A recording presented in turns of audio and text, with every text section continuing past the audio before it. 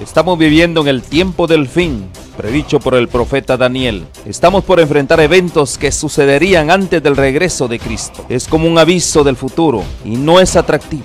Es el drama de nuestro mundo. El pecado, el sufrimiento, la muerte, la caída de las naciones, guerras, hambrunas, la difusión del evangelio, engaños, terremotos y otros. Estamos viviendo los peligros del tiempo del fin. Todo esto es según Cristo, principio de dolores. Pero tenemos la palabra profética más segura. Cristo dijo a su pueblo: yo estoy con vosotros todos los días hasta el fin del mundo. La iglesia es la familia de Dios en la tierra y debemos entender los tiempos en que vivimos. Como continuadores del pueblo de Dios, se nos invita a salir del mundo y a prepararnos para reunirnos para la verdadera adoración, para estar en comunión unos con otros, para recibir instrucciones de las profecías que hiciera que el lucero de la mañana, Cristo Jesús, resplandezca en nuestros corazones. Asimismo, servir a toda la humanidad y cumplir con la sagrada comisión de ir y hacer discípulos. Oro para que el Señor Jesús use estos medios como instrumentos en sus manos para que usted pueda sentir el hambre y sed por más de la verdad absoluta. Que el Señor les guarde. Hola amigos, ¿cómo están?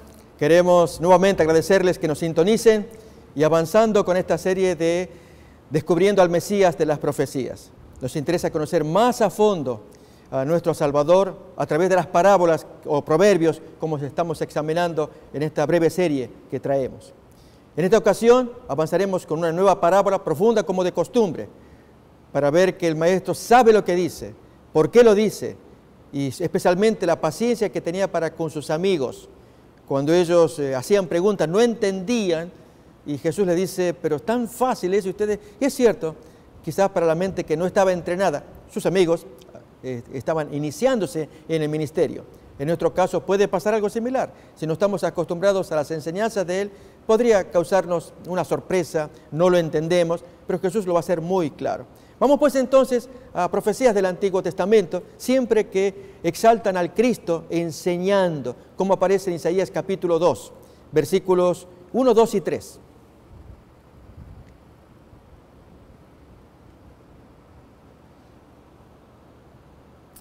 Lo que vio Isaías, hijo de Amós, acerca de Judá y de Jerusalén. Acontecerá en lo postrero de los tiempos que será confirmado el monte de la casa de Jehová como cabeza de los montes, y será exaltado sobre los collados y correrán a él todas las naciones. Y vendrán muchos pueblos y dirán: venid y subamos al monte de Jehová, a la casa del Dios de Jacob, y nos enseñará sus caminos, y caminaremos por sus sendas, porque de Sión saldrá la ley y de Jerusalén la palabra de Jehová. ¿Aceptaríamos que el Cristo nos enseñe, que Él traiga la ley de Dios en su boca y nos la presente y nos muestre cuáles son las cosas correctas, las que agradan a Dios, y denunciar aquellas cosas que nos pueden agradar a nosotros, pero Dios las muestra como inconvenientes, como contrarias a la voluntad de Dios? Esa es la labor del Maestro. Él nos tiene que enseñar para corregir aún nuestras propias percepciones. Y en el caso de las ilustraciones que iremos estudiando, ver qué pasaba en el contexto, en el ambiente de los israelitas de aquel tiempo. Cómo ellos enseñaban, e incluso el efecto en algunos de los discípulos. Vamos a mirar también. Miremos por lo pronto Mateo capítulo 13, versículos 34-35, que hace referencia al Salmo 78, el propósito de las parábolas. Miremos pues. Todo esto habló Jesús en parábolas a la gente, y sin parábolas no les hablaba, para que se cumpliese lo dicho por el profeta cuando dijo: abriré en parábolas mi boca, declararé cosas escondidas desde la fundación del mundo. O capítulo 13, versículo 10 en adelante también, Jesús hace diferencia entre la gente humilde que escucha su enseñanza y los otros que necesitan, dada su mente cerrada, necesitan más ilustraciones. Acercándose a los discípulos, le dijeron: ¿por qué les hablas por parábolas? Jesús responde: porque a vosotros os es dado saber los misterios del reino de los cielos, pero a ellos no les es dado. Versículo 13. Por eso les hablo por parábolas, porque viendo ellos no ven, oyendo no oyen ni entienden. De manera que se cumple en ellos la profecía de Isaías, cuando dijo: de oído oiréis, pero no entenderéis, viendo veréis y no percibiréis. porque el corazón de este pueblo se ha engrosado por el pecado, con los oídos oyen pesadamente, no tienen fluidez en la cabeza, no logran percibir a Dios, han cerrado sus ojos para que no vean con los ojos y oigan con los oídos y con el corazón entiendan y se conviertan y yo los sane. Notemos la pena que Dios tenía porque esta gente que aunque decían no adorar ídolos, se parecían a los ídolos, porque el ídolo no entiende, la estatua no comprende, así también ellos no entendían mensajes simples, profundos, como el que leemos ahora, porque lógicamente cuando es ofensivo, un fariseo oye lo que vamos a leer, a él le molesta, y normalmente cuando se nos señalan nuestros errores, nos cerramos. Bien, esta es la razón por la que oímos pesadamente. ¿O acaso querríamos que Dios nos hable con halagos, nos palmee allí el hombro y que nos diga, bien, bien, hijo, bien, bien, buen siervo y fiel, siga adelante? Eso nos gustaría, ¿verdad? Como las más de las veces merecemos reprensiones, porque cometemos errores. El asunto es que algunos espíritus somos más sensibles unos que otros, y al oír apenas la reprensión nos cerramos, y nos duele. Dieron en el clavo. Déjenme contarles, amigos, que una expresión que aprendí acá en este país al rodearme con amigos mexicanos. Ustedes saben, yo procedo de Argentina. Que al terminar mis sermones y salir afuera a saludar a la gente, hubo alguien que me dice, pastor, aquí estoy hablando con el amigo. ¿Ok? Saludamos, bien. Y este amigo me dice, ¿por qué el pastor cuando predica me mira a mí? Y todas las cosas que dice me las dice a mí, y me penetra y me duele, y parece que se la agarró conmigo, decía uno al otro delante de mí. Y el otro le responde, no es eso, el pastor no te mira a ti ni dice cosas tuyas, él lo dice en forma general, pero como a ti te agarró, te cayó el 20, una expresión que aprendí.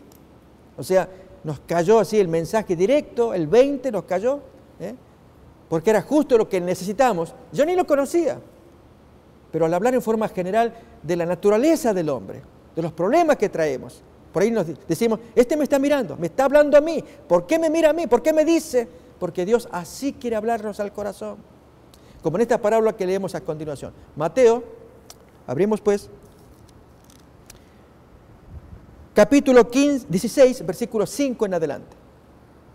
Vamos a leer hasta el 12, una nueva parábola de Jesús. Llegando sus discípulos al otro lado, se habían olvidado de traer pan. Y Jesús le dice, mirad, guardaos de la levadura de los fariseos y de los saduceos. Hasta aquí nomás, hermanos. A ver, tratemos de mirar los dos versículos. El primero que dice que se habían olvidado de traer comida. A ver, leemos el versículo 5 otra vez. Llegando sus discípulos al otro lado, se habían olvidado de traer comida, de traer pan. Entonces, como discutían entre ellos, Jesús aprovecha para dar un mensajito, una ilustración a partir de ese problema de que no habían traído pan, no había que comer ahora. Tal vez traían dinero para comprar, pero si tenían que ahorrar, ahora no había pan. Jesús dice, mirad, guardaos de la levadura de los fariseos y de los saduceos. Pero miren la mala interpretación de los amigos de Jesús. Versículo 7. Y ellos pensaban dentro de sí, diciendo, esto dice porque no trajimos pan. Ahora que necesitamos pan, vamos a comprar ahí en el almacén de los fariseos y saduceos. Cuídense de la levadura de esa gente. ¿Y con qué vamos a comer? Si ellos cocinan con levadura para leudar el pan. Así que no se metan con la levadura de esa gente. Pero entonces Jesús ahí les aclara, fíjense. Entendiéndolo Jesús les dice, ¿por qué pensáis dentro de vosotros, hombres de poca fe, que no tenéis pan? ¿Se preocupan por eso? Y fíjense, amigos, qué bonito lo que viene. El proveedor con mayúscula les está acompañando y les dice, no se preocupen porque no hay pan. Si estoy yo acá. A ver, miremos. ¿No entendéis aún, ni os acordáis de los 5 panes entre 5,000 hombres? ¿Y cuántas cestas recogisteis? Ni de los 7 panes entre 4,000 personas. ¿Y cuántas canastas recogisteis? Estos son 2 relatos históricos que el Evangelio cuenta de 2 milagros distintos. 4,000 personas sin contar las mujeres y los niños. Así que se calcula que serían 3 veces más. calculen 5.000 hombres, sin contar mujeres y niños, así es como cuenta el Evangelio. Por lo tanto, quizás 12.000 a 15.000 personas podrían haber sido con tantas mujeres y tantos niños. Pero luego entonces, el siguiente milagro, de los 4.000, 7 panes. ¿Y cuántas canastas? En ambos milagros se recogían canastas abundantes con poquito pan. Entonces ahora la lección. ¿Cómo es que no entendéis que no fue por el pan que os dije que os guardaseis de la levadura de esa gente, de los fariseos y saduceos? Cuídense, guárdense, aléjense de la levadura de esa gente. Entonces ahí es que entienden que no les había dicho que se guardasen de la levadura del pan, sino de la doctrina de los fariseos y de los saduceos. ¿Se entiende allí? Esta es una nueva parábola que ni los discípulos entendieron. Y es un mensaje para nosotros. La pregunta es, ¿qué trae la doctrina de los fariseos, de los saduceos? ¿Qué hay en ellos que eran los representantes de la voluntad de Dios? De lo cual Jesús nos enseña, cuídense de esa gente, cuídense de esa doctrina, de la enseñanza, del ejemplo, aléjense de lo que ellos traen. ¿Qué es lo que ellos se traen?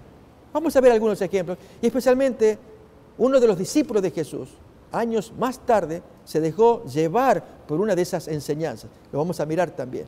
Por lo tanto, la amonestación sigue pendiente, sigue latente.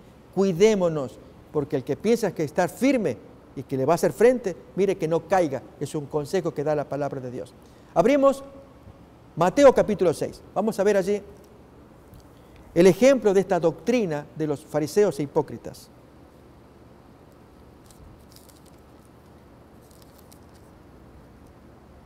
Mateo capítulo 6, desde los primeros versículos.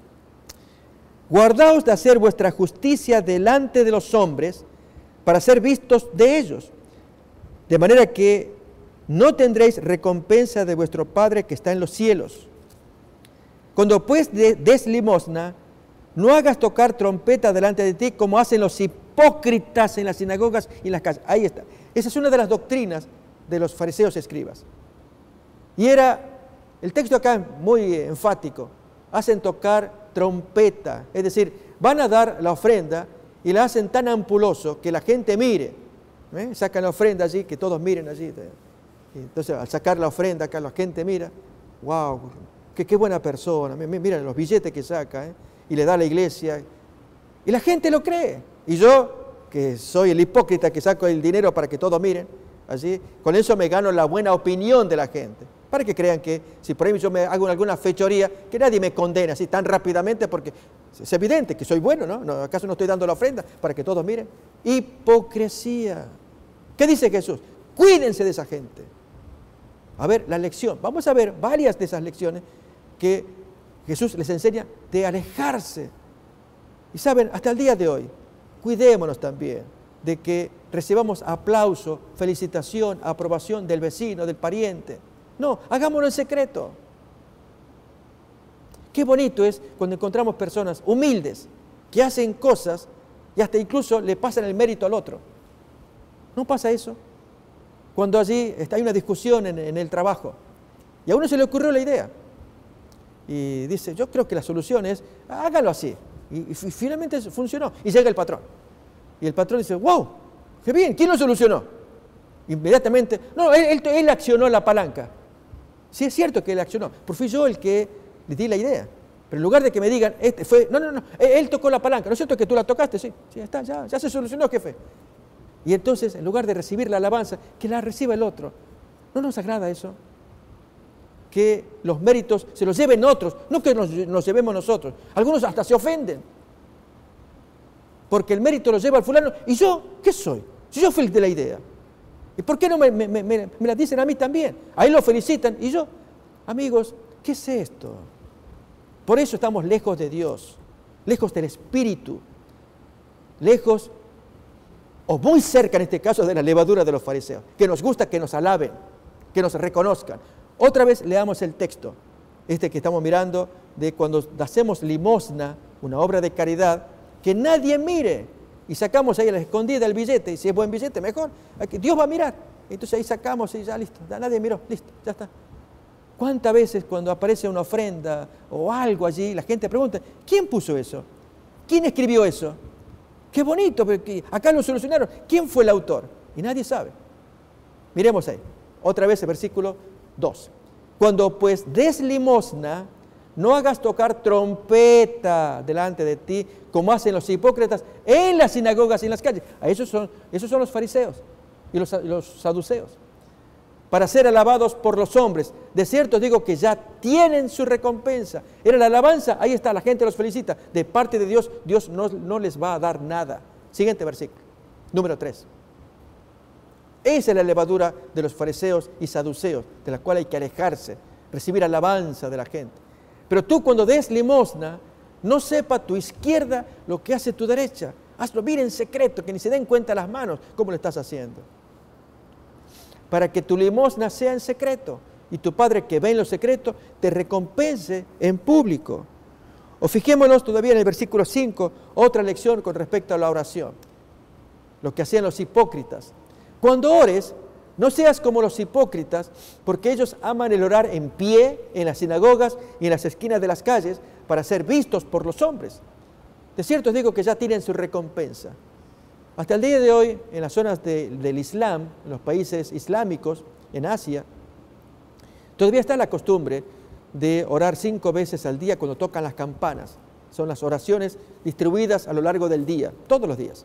Tocan las campanas y el que estaba haciendo transacción comercial, bueno, ok, hay que juntarse allí a hacer la oración, unos minutos y ya otra vez seguir con la transacción. Esa fue la experiencia que tuvo mi hermano hace unos años atrás, cuando trabajando en una compañía de café en Buenos Aires, Argentina. Su patrón era de nacionalidad islámica y el hombre pues se puso allí su sábana, allí se cubrió y el hombre hacía sus oraciones, estaba así. Y entonces le había dicho a mi hermano, que era el empleado, que nadie me moleste, estoy allí con mis rezos. Sí, patrón, como usted diga. Era la mañana. Y entonces tocan el timbre. Mi hermano va, atiende, un acreedor. Hey, dile a tu jefe que venga, que quiero hablar con él. Disculpe, señor, pero mi patrón está ocupado ahora. ¿Qué está haciendo? No, está ahí en su cuarto. Así. Dile que venga. Discúlpeme, pero él me dijo, dime, ¿qué está haciendo? Bueno, está haciendo sus rezos. ¿Sus qué? Sus rezos. Por favor, ya se conocían. Entonces le obligó, anda, dile que venga. Entonces mi hermano va al patrón, que estaba con los rezos, le dice, patrón, ¿pero qué pasa? No, está el acreedor, hay un señor allá afuera. ¿Quién es? Fulano de tal. Uy, y sacó una mala palabra allí, en medio de los rezos. Entonces, ya, vete. Un problema que había entre ellos, ¿sí? Ahora, el punto que quiero señalar es la hipocresía. ¿Qué hay en el corazón? Vamos a hacer oraciones. Pues ya la gente nos conoce. ¿Qué? ¿Oración? A ese fulano, tráemelo acá porque acá no me vale con oración, me tiene que pagar las deudas. ¿Entendemos? Los hipócritas disimulan lo que hay adentro en el corazón, pero con un formato externo, que la gente vea que hacemos grandes oraciones. Estamos de pie allí. Yo dije que en zonas de los países islámicos, 5 veces al día se detienen para hacer las oraciones. Es algo formal, algo ritual, hay que hacerlo. Solamente que uno pierde la esencia de que la oración hay que hacerla en privado. Miremos cómo lo va a enseñar Jesús. Mateo capítulo 6, versículo 5 en adelante. Cuando ores, no seas como los hipócritas, porque ellos aman el orar en pie, en las sinagogas y en las esquinas de las calles, para ser vistos por los hombres. De cierto os digo que ya así tiene su recompensa. Pero tú cuando ores, entra en tu cuarto y cerrada la puerta, ora a tu Padre que está en lo secreto, que nadie te vea. Y tu Padre que ve en lo secreto te va a recompensar.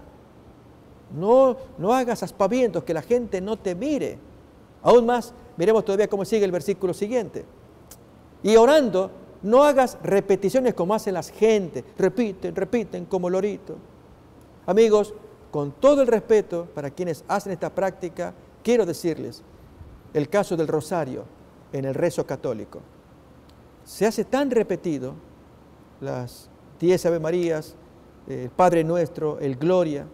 Yo era niño, mi madre católica, y ella era rezadora. y había fallecimientos, mi madre enfermera, pero ya a cierta hora ocurría tal cosa y a ella la llamaban. Y en una ocasión, pues me pidió, ya era muy tarde, el hijo mayor, acompáñame, fui. Y yo recuerdo que mi vieja pues se puso a hacer el rezo, el rosario, a rezarlo, delante del fallecido allí. Y todos los vecinos allí llorando, en fin, un momento de velación muy duro, muy difícil. Pero mi madre venía cansada del trabajo y se adormeció, se durmió y cayó encima del muerto. Yo miré esa escena y ahí se despertó. Porque repetía lo mismo, como lorito decimos, ¿no? Bueno, el texto ahí amonesta, no hagan así, no repitan, porque Dios ya sabe lo que ustedes necesitan. No hagan esas repeticiones, sean inteligentes, digan puntualmente qué van a decir. ¿Saben? El hipócrita lo repite, no se da cuenta, su mente se entenebreció. A pesar de que sea buena gente, acá no se va a discutir que sea mala gente, es la costumbre que hace que mucha gente haga. En el caso de los fariseos, sí, el Señor va a ser muy claro contra ellos, porque ellos eran maestros de la religión y los denuncia como tales. Pero hay mucha gente, como los gentiles dice aquí el texto, no habla de los fariseos, mucha gente que hacen por ignorancia. Miremos cómo va a seguir el texto.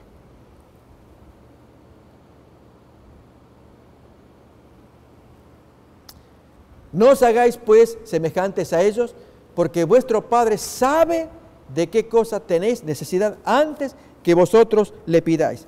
Fijémonos que el Señor, al decir esto, conoce nuestras profundas necesidades. Por lo tanto, quisiera una conversación inteligente o un pedido inteligente. Miremos más todavía en el versículo 16. Otra práctica que tenían la levadura de los fariseos. Cuando ayunéis, no seáis austeros como los hipócritas. Cada vez que diga hipócritas, recordemos, se refiere a los religiosos. Fariseos y saduceos eran los líderes de aquel tiempo, porque ellos demudan sus rostros para mostrar a los hombres que ayunan. Es decir, hasta se pintan para parecer más demacrados, demudan los rostros. De cierto os digo que ya tienen su recompensa. ¿Cuál es? Que la gente los felicite.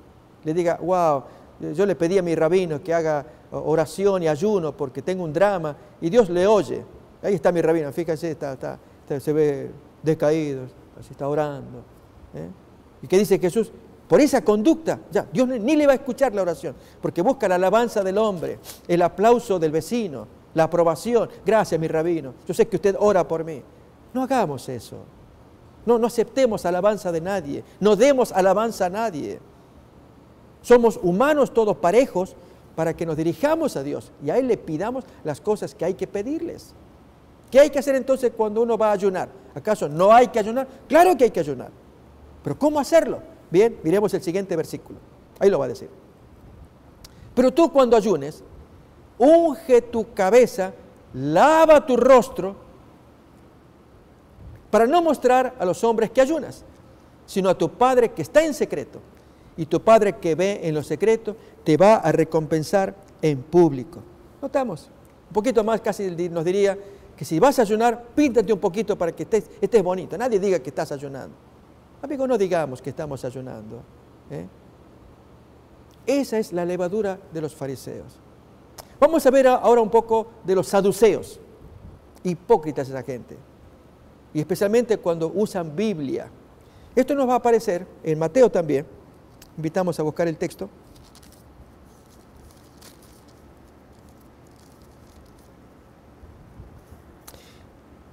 Capítulo 22, versículo 15 primero, viene una delegación de fariseos que van a atacar a Jesús, y lo dice. Entonces se fueron los fariseos y consultaron cómo sorprenderle en alguna palabra. Y viene el grupo y encara a Jesús, y en el versículo 22 se va el grupo derrotado.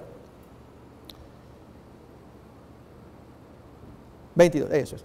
Oyendo esto se maravillaron y dejándole se fueron, derrotados. Ahora aparece el otro grupo religioso de la levadura, nos acordamos, ¿verdad? Bien, aquel día vinieron a él los saduceos, que dicen que no hay resurrección, y le preguntan, y este es un problema serio. Antes de abordar este tema de los saduceos, vamos a explicar un poquito la diferencia entre uno y otro. Los fariseos eran más comunes gente estudiosa, realmente eran estudiosos, gente muy simple. Allí el trabajador común, el carpintero, el zapatero, el talabartero, podía ser un fariseo e incluso preparado para enseñar, con tal que lo distinguiera el estudio, hombres dedicados al estudio, al dominio del texto bíblico, pero dominio también de las tradiciones, lo que hoy llamamos Mishnah, las tradiciones de los ancianos. Tenía que conocer también para que sea un buen fariseo, un líder. En cambio, el saduceo ya era otra casta social de alto vuelo. Eran mayormente los sacerdotes, los aristócratas, los gobernantes, eran mayormente de esa línea saducea. La diferencia entre unos y otros es las creencias que había. Los fariseos creían en la Biblia, ahora vamos a mirar un texto que los distingue, mientras que los saduceos creían solamente en los 5 primeros libros de Moisés. Y había doctrinas que ellos no aceptaban. Una de ellas tiene que ver con la resurrección, con la presencia de ángeles, ideas raras que los saduceos traían. Eran más peligrosos doctrinalmente hablando. Estos te negaban la Biblia prácticamente, los saduceos. ¿Por qué? Porque tenían buen billete. Ellos se confiaban más en el poder de la carne, el poder de la autoridad.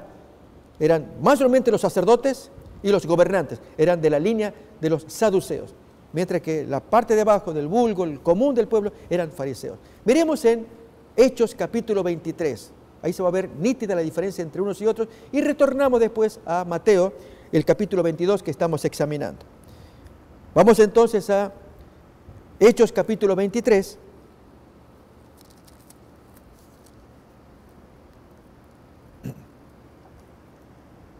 versículo 6. Pablo está frente al Sanedrín, lo acusan, y dice el versículo 6, que Pablo, notando que una parte era de saduceos y otra de fariseos, y él era fariseo, alzó la voz en el concilio y los dividió. Un método que usó Pablo allí, que se armó un problema entre ellos. Cuando dijo: varones hermanos, yo soy fariseo, hijo de fariseo, acerca de la esperanza y de la resurrección de los muertos se me está juzgando, que era la resurrección de Jesús. Apenas dijo esto de la resurrección de los muertos, miremos lo que pasó. Cuando dijo esto, se produjo disensión entre los fariseos y los saduceos y la asamblea se dividió. Pablo logró lo que quería, el mismo grupo ni se ponía de acuerdo entre ellos, con una doctrina bíblica. Porque los saduceos dicen que no hay resurrección, no hay ángel, no hay espíritu. Pero los fariseos afirman todas estas cosas. Notemos que era muy aventurado, muy audaz la negación saducea de doctrinas que están en la Biblia. ¿Cómo puede decir allí el texto que niegan la resurrección, niegan que haya ángeles, niegan que haya espíritus? Por supuesto que están los espíritus malignos, los demonios, hay presencia de espíritus angelicales. Ellos lo niegan todo. Bien, todavía un poquito más el texto de lo que nos va a decir. Y hubo un gran vocerío, y levantándose los escribas de la parte de los fariseos, contendían diciendo: ningún mal hallamos en este hombre, que si un espíritu le ha hablado, o un ángel, no resistamos a Dios. Y habiendo grande disensión, el tribuno, teniendo temor de que Pablo fuese despedazado por ellos, mandó que bajasen soldados y le arrebatasen de en medio de ellos y los llevasen a la fortaleza. Se dividió la discusión, no hubo más concilio, no hubo más reunión. Bien, ahí estamos notando la diferencia entre unos y otros y las creencias de ambos. Vamos otra vez entonces a Mateo, capítulo 22, versículo 23 en adelante, donde se retoma allí la discusión. Los fariseos se retiraron derrotados, ahora viene una delegación de saduceos para querer entrampar a Jesús nuevamente. Aquel día vinieron a él los saduceos que dicen que no hay resurrección y preguntan, diciendo: Maestro, Moisés dijo, si alguno muriere sin hijos, su hermano se casará con su mujer y levantará descendencia a su hermano.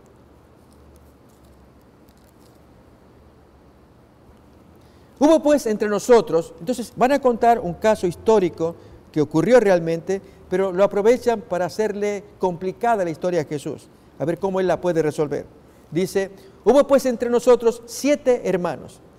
El primero se casó y murió, no teniendo descendencia, dejó a su mujer o su mujer a su hermano.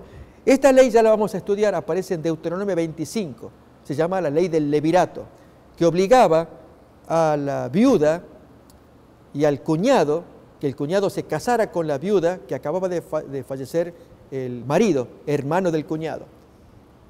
Y entonces el texto dice, y de la misma manera también falleció el segundo, falleció el tercero, falleció el séptimo, y todos tuvieron a la misma mujer. 27. Y después de todos murió también la mujer, así que ella fue esposa de todos. Un caso extraño, rarísimo, pero entonces hacen la pregunta, en la resurrección pues, ¿de cuál de los 7 será ella mujer, ya que todos la tuvieron por esposa? Vamos pues a ver en Deuteronomio 25, aprendamos esa ley, la ley del cuñado o ley del levirato. Levir en latín significa cuñado, de ahí viene el nombre entonces de esta ley. Vamos entonces a Deuteronomio, ¿qué enseñó el Señor? Esta ley se aplicó también en el caso de Ruth. Acordémonos otra historia preciosa, bonita, historia inspiradora, de una muchacha joven extranjera que viene con la suegra, llegan de regreso allí a la tierra de Belén, desde donde había salido la suegra, y llevado su familia, marido e hijos, a la tierra allí de Moab, donde van a esperar sobrevivir. Allí, después de 10 años, a la mujer le fue mal, perdió el marido, perdió los hijos, pero le quedaron las nueras. Y una se regresó y la otra, Ruth, acompaña a Noemí, la suegra.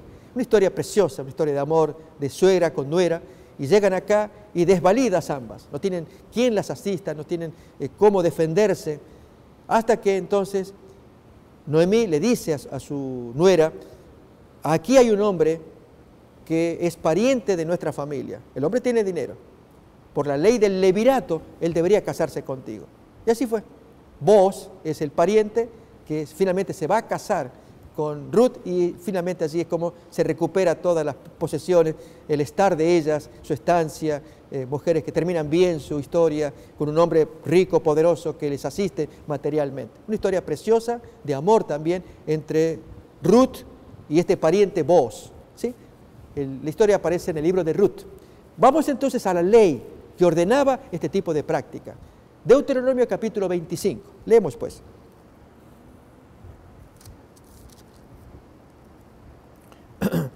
Miramos desde el versículo 5 en adelante. Cuando hermanos habitaren juntos y muriere alguno de ellos y no tuviere hijo, la mujer del muerto no se casará fuera con hombre extraño. Su cuñado se llegará a ella y la tomará por su mujer y hará con ella parentesco. Y el primogénito que ella diere a luz sucederá en el nombre de su hermano muerto, no del nuevo marido, del cuñado que la tomó, para que el nombre de éste no sea borrado de Israel. Al hacer el catastro, allí la lista de los descendientes, allí entonces ese hijo pasaba, no ya que era hijo biológico del cuñado, pasaba a ser hijo putativo del primer marido, es lo que está enseñando la ley. Si el hombre no quisiera tomar a su cuñada, porque no le agrada esa ley, porque dice, no, el hijo que yo voy a dar quiero que sea mío, irá entonces su cuñada a la puerta a los ancianos y dirá, mi cuñado no quiere levantar nombre en Israel a su hermano, no quiere emparentar conmigo, no se quiere casar conmigo. Entonces los ancianos de aquella ciudad lo harán venir y hablarán con él. Y si él se levantara y dijere, yo no quiero tomarla, se acercará entonces su cuñada a él delante de los ancianos y le quitará el calzado del pie y le escupirá en el rostro y hablará y le dirá, así será hecho al varón que no quisiere edificar la casa de su hermano. Y se le dará este nombre en Israel, la casa del descalzado.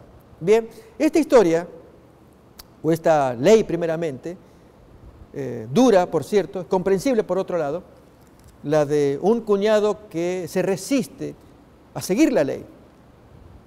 Estaba esa chance. Dios quería que todos los israelitas tuvieran su descendencia y se les conociera sus nombres. Y en este caso, reitero, el hijo biológico del cuñado ahora pasa a nombre del hermano mayor fallecido. y es el hijo del fallecido. Y se pone así en las leyes del registro civil. Pero aquí que el cuñado tiene esa libertad de decir, yo no quiero aceptar. Y en consecuencia, si no quiere emparentar, no quiere tener hijos, la mujer tendrá que buscar al siguiente cuñado si lo hay. Y si no, ya queda en libertad de buscar a otra persona. Pero si ocurre eso, el texto nos enseña que hay un castigo, y es que se le escupe en la cara y se le quita el zapato y se queda el nombre, la casa del descalzado. En la historia de Ruth ocurre ese fenómeno de que Noemí, cuando le dice a su nuera Ruth que tienen un pariente, que ella, la suegra tiene un pariente, que es el hombre poderoso, Boaz, para que hagan parentesco, la suegra estaría muy feliz de que la nuera se case con este señor bueno de corazón y con dinero también. Pero aquí que cuando se va a hacer el trámite, se descubre que Boaz, que está haciendo el trámite, dice allí a los ancianos, a los líderes del registro civil, aquí está esta dama, que ella tiene que casarse, está en edad ya, necesita, pero aquí que hay un pariente más cercano que ella, y lo hacen llamar al pariente. Y el pariente, pues, cuando mira a Ruth, le gusta una mujer joven, pero entonces Boaz se le hace notar, mira, si te casas tienes que también tomar la posesión de todo lo que trae la suegra, el nombre que va a pasar al nombre del primer esposo de la señora, y ya entonces se echó atrás el cuñado, o ese pariente, dijo, no, entonces no lo quiero hacer. Pero el texto ahí no dice que Ruth le sacara el zapato o le escupiera en la cara, ya era una costumbre que se había mitigado, era fuerte, era un mandato de Dios, pero se había mitigado, Dios lo toleraba también. Y finalmente, desechado este pariente más cercano, ahora entra Boaz. ¿Sí? Esa es la historia preciosa del libro de Ruth. Así se entiende este texto que estamos leyendo acá. Vamos a leer otro texto a continuación, donde ocurre la ley del levirato, pero salió tan feo, una historia que deja una lección.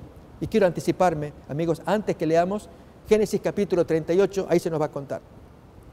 De un papá que cometió el grave error de formar familia con gente pagana, gente no temerosa de Dios. Es el caso de la esposa, una mujer cananea. Estamos hablando de Judá. Cuando Judá hace parentesco, se casa con una mujer cananea, le va a traer tragedias. Amigos, este punto queremos señalar, ya que estamos tocando este tema de los matrimonios, la ley del levirato, la pregunta que le hacen a Jesús, y es que Dios dio órdenes de que quienes se casen sean parejas de la misma naturaleza. Andarán dos si no estuvieran de acuerdo, es un pensamiento de la Biblia. Porque si en la vida natural observamos, el perro se junta con la perra, el gato con la gata, de la misma naturaleza. Pero aquí que cuando se juntan dos personas de creencias opuestas, este que teme a Dios y esta que no teme, sea el sexo que fuera, varón o mujer, no importa el intercambio acá. Judá se casa con alguien que no es temerosa de Dios, una cananea. Lo cierto es que nacen los 3 hijos, los 2 primeros fueron una calamidad. El texto bíblico va a decir que Dios los mató. Es terrible que Dios intervenga de esa manera por causa allí del levirato. El hijo mayor se casó con alguien y fue malo, Dios lo mató. Por ley del levirato, el hermano, cuñado de la mujer, se tiene que casar. Algo hace, Dios lo mata también. Terrible, reitero, la conducta de aquellos que no temen a Dios, como eran los cananeos en la antigüedad. Y en este caso, Jacob, que es quien está sufriendo las consecuencias. Es el hombre que, no es Jacob, es Judá, el hombre que está sufriendo la consecuencia por el casamiento que hizo. Él va a sufrir porque son sus hijos los que están pagando la consecuencia del error que él como padre cometió al casarse con una señora que no cree espiritualmente como él. Vamos a leer la historia. Está en la Biblia, Génesis capítulo 38, para que recordemos esta ley del levirato, que es la pregunta que le hacen los saduceos a Jesús. Una mujer que tuvo un primer marido, se le murió, se casó con el cuñado, se le murió, se casó con el tercer cuñado, se murió. 7 cuñados se casaron con la señora. Los 7 murieron, murió la señora. La pregunta de los saduceos es, Ok, si hay resurrección, esa mujer, ¿de cuál va a ser esposa? Esa es la pregunta. Ya vamos a repasar ya. Pero leamos primeramente el problema que pasó con los hijos de Judá y la ley del levirato. Génesis capítulo 38. Leemos versículo 1 en adelante.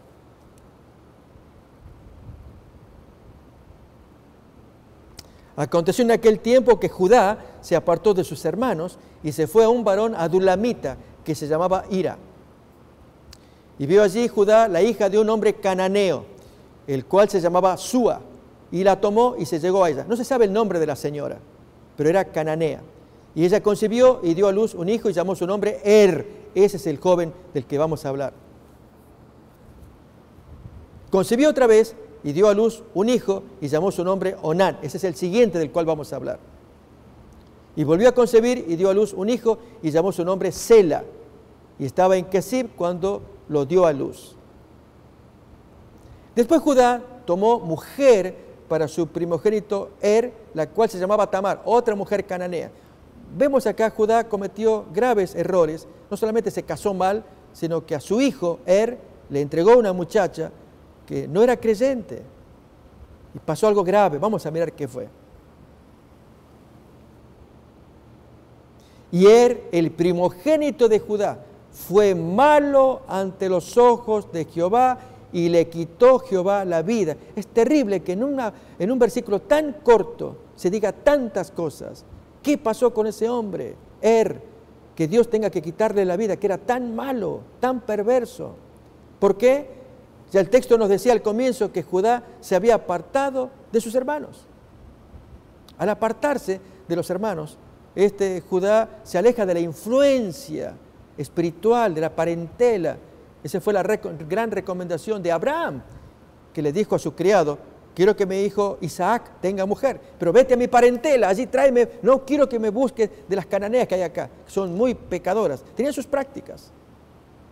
Y así se trajo a una linda mujer, Rebeca, esposa de Isaac. Cuando este matrimonio tuvo hijos, pasó lo mismo. Allí la madre y el marido, el matrimonio, deseando que el hijo más chico tenga buena mujer, porque no aguanto a las nueras de este hijo mayor que se casó con las cananeas. Esaú casándose con cananeas, tuvo 2 mujeres. Un diálogo tremendo allí del matrimonio. No las aguanto, prefiero morirme que ver que mi hijo, el más chico, que es más obediente, que se case con algunas de estas mujeres. Prefiero morirme, no quiero ver eso. Así que mándalo, le dice al marido, a la parentela para que consiga buena mujer. Y así fue. Así que, amigos, esto que nos enseñe en poquitos textos, cómo Dios quisiera que respetáramos su voluntad, que no se mezclen. Si se va a casar la cananea, búsquese un cananeo. Hoy lo mismo.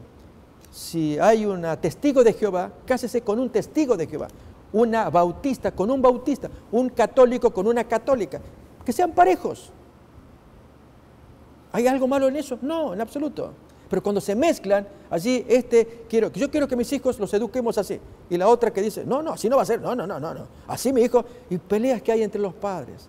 Qué triste.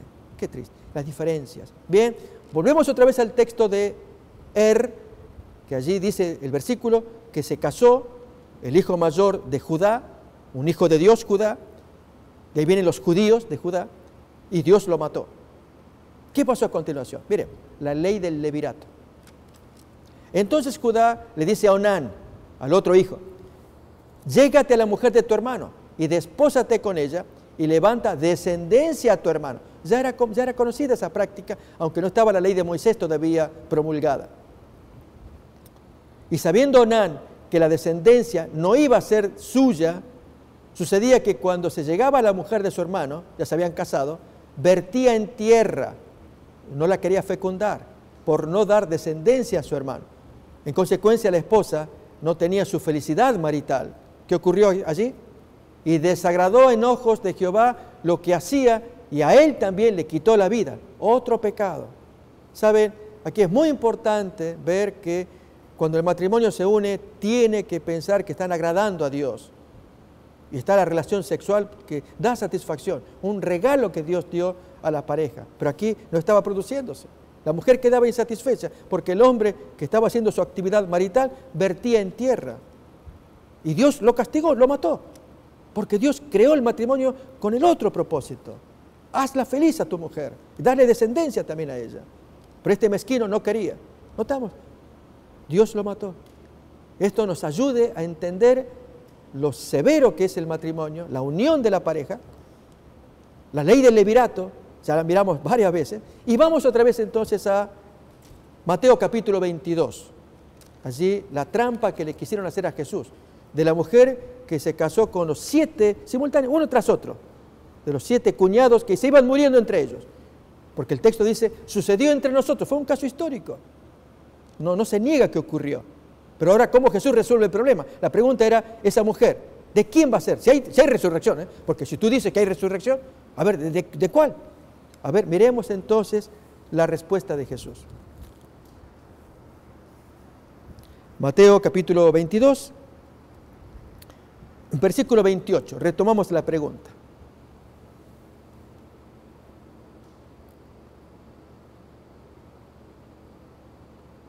Oyen, Mateo 22, versículo 28. En la resurrección, pues, preguntan los saduceos, recordemos la levadura de los saduceos, este es un ejemplo, ¿de cuál de los 7 será ella mujer? Ya que todos la tuvieron. Y Jesús le contesta a esa levadura, ponzoñosa diríamos hoy.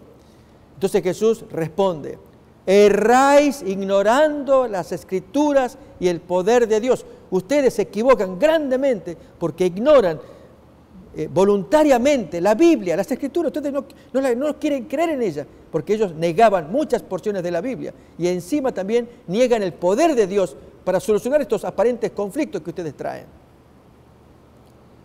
Porque en la resurrección ni se casarán, ni se darán en casamiento, sino serán como los ángeles de Dios en el cielo. Pero respecto a la resurrección de los muertos, que ustedes no creen, a los saduceos les está diciendo, ¿no habéis leído lo que os fue dicho por Dios cuando Él dijo, yo soy el Dios de Abraham, el Dios de Isaac, el Dios de Jacob? Dios no es Dios de muertos, sino de vivos. Oyendo esto la gente se admiraban de su doctrina. Y estos saduceos otra vez se regresaron fracasados en su intento de entrampar al maestro. Bien, amigos, aquí damos unos poquitos y cortos ejemplos de lo que es la levadura de los fariseos y de los saduceos. Si pudiéramos extraer el significado. Vamos otra vez a Mateo capítulo 16, de donde sacamos esta historia, Mateo 16, y saquemos lecciones también desde el versículo 5 en adelante.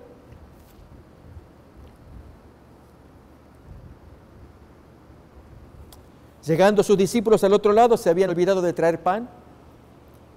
Y Jesús les dice, mirad, guardaos de la levadura de los fariseos y de los saduceos. Y leemos entonces en el versículo 12 a qué se refería. Entonces entendieron que no les había dicho que se guardasen de la levadura del pan, sino de la doctrina de los fariseos y de los saduceos. Esa doctrina aparece retratada en el Nuevo Testamento en las prácticas de los fariseos y las críticas que Jesús les hace. Un ejemplo, Mateo 23. Ellos se sientan en la cátedra de Moisés. Cátedra significa asiento. En la forma en como ellos predicaban eran sentados. Jesús, por eso en el sermón de Nazaret, Él se sentó y comienza a hablar. Es la cátedra. Cátedra es asiento. Se sientan. O sea, traen la Biblia y se van a sentar a enseñar. Jesús dijo, en la cátedra de Moisés se sientan. Pero ellos dicen y no hacen. Ustedes hagan conforme a todas las cosas que ellos enseñan, pero no imiten las costumbres porque ellos no cumplen. Bien, esa es la levadura, la doctrina farisea, de la hipocresía, del engaño. Hoy en nuestros días, amigos, y eso es lo que importa, sacar lecciones para nuestro presente. Lecciones antiguas, viejas, de aquellos días. El hombre no cambia, sigue siendo el mismo. Hipócrita, mentiroso, engañador. Como hay también linda gente, honesta, que luchan contra sus propias pasiones personales, que recurren a Dios, piden fuerzas para ser diferentes, para ser mejores.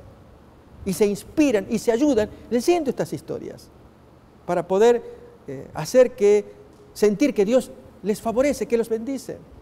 No podemos buscar a Dios de esta manera, a través de estas lecturas, para luchar contra nuestra propia naturaleza, para hacerle frente, de no caer en la trampa decimos del figurete, de aparecer.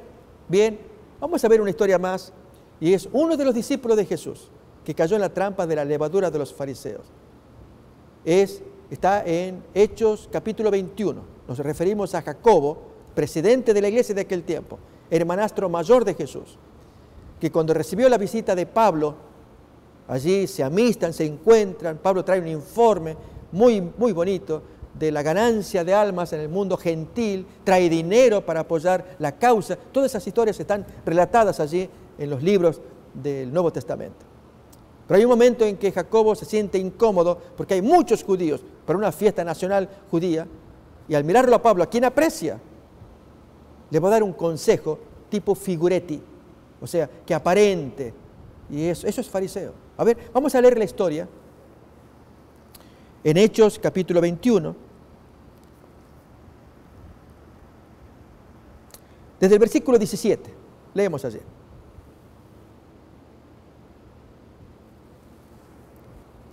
Cuando llegamos a Jerusalén, los hermanos nos recibieron con gozo.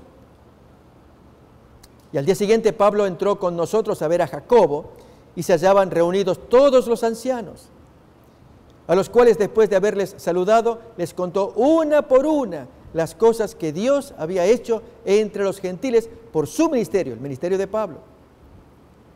Cuando ellos lo oyeron, glorificaron a Dios y le decían: ya ves, hermano, cuántos millares de judíos han creído y que son celosos por la ley. Pero se les ha informado en cuanto a ti, que enseñas a todos los judíos que están entre los gentiles a apostatar de Moisés. Eso era falso, era un falso testimonio. Nunca Pablo enseñó que los judíos dejen de practicar las enseñanzas de Moisés, sino que los gentiles no se les obliga a practicar las enseñanzas de Moisés, como era la circuncisión, diciéndoles que no circunciden a sus hijos ni observen las costumbres. ¿Qué hay pues? La multitud se reunirá de cierto porque oirán que has venido. Haz esto que te decimos. Este es el consejo equivocado, fariseo. Hay entre nosotros 4 hombres que tienen obligación de cumplir voto. Tómalos contigo, purifícate con ellos, paga sus gastos para que se rasuren la cabeza, y todos comprenderán que no hay nada de lo que se les informó acerca de ti, sino que tú también andas ordenadamente guardando la ley. Todo esto debía hacerlo en el santuario, para que todos los judíos observaran a Pablo. Amigos, si Jacobo actuó de esta manera, vemos un gran discípulo, presidente de la iglesia, un hombre con mucha luz, pero en un momento de su vida, él cayó en esta trampa de querer agradar a los judíos. Por lo tanto, Pablo, tú que llegas, métete allá y págale los gastos, que todos vean que tú eres una buena persona. No, había que llevar una vida consecuente. Pablo ni necesitaba hacerlo, porque él ya había hecho el voto antes. Te lo cuenta Hechos capítulo 18. Ya había tenido la práctica. ¿Por qué tenía que hacerlo? Pero el jefe ordenaba, para que todos vean que tú andas bien. No, que ellos vean que aquí hay un líder que va a decir las cosas a los judíos, porque poquito tiempo después todo el judaísmo se cae con la invasión del Imperio Romano que los destruyó a todos. Y Pablo sabía estas cosas, él las recibía en profecía, las tenía que enseñar. Amigos, hoy tenemos que ser muy cuidadosos de la levadura de los fariseos y saduceos. ¿Nos acordamos? De esa doctrina que nos hace ser buenos por afuera, pero por dentro seguimos siendo feos. Por eso Jesús dice: aléjense, aléjense. Jesús quería protegerlos. Hoy también Dios nos quiere proteger. Amigos, el Señor les habla a ustedes a su corazón. Les dice que se cuiden de muchas cosas externas, especialmente en esta sociedad americana. Y estamos tan cerca acá del mundo, del espectáculo, donde hay ciertas cosas y nadie va a juzgar, sino que nos cuidemos nosotros, que haya limpieza, pureza, que haya un corazón lindo, limpio, transparente, genuino, delante de Dios, para que Dios nos dé el premio oportuno, porque obedecimos su mandamiento y permitimos que Dios limpie nuestro corazón. ¿No deseamos estas cosas? Amigos, gracias por sintonizarnos. Nos veremos en la siguiente emisión y siempre rogando que Dios los bendiga. Una comisión sagrada nos ha sido confiada. Por tanto, id y doctrinad a todos. Antes de ascender al cielo les dijo que debían ser los ejecutores del testamento por el cual Él legaba al mundo los tesoros de la vida eterna. La iglesia es la familia de Dios en la tierra y debemos entender los tiempos en que vivimos. Como continuadores del pueblo de Dios, se nos invita a salir del mundo y a prepararnos para reunirnos para la verdadera adoración. Soy yo guarda de mi hermano. Si pretendáis ser hijos de Dios, soy guarda de vuestros hermanos. El Señor tiene una iglesia por responsable de las almas de aquellos que podrían ser los medios de salvación. Somos peregrinos, rechazando los caminos de los impíos, viviendo conforme a las normas de Dios, consagrados a sus caminos y dando testimonio del Evangelio de Cristo para que otros puedan ser salvos. Si retenéis vuestra luz, alguien deberá ser dejado en las tinieblas a causa de vuestro descuido. Irá andando y llorando el que lleva la preciosa semilla, mas volverá a venir con regocijo, trayendo sus gavillas. Oro para que el Señor Jesús use estos medios como instrumentos en sus manos, para que usted pueda sentir hambre y sed por más de su verdad absoluta. Dios les cuide.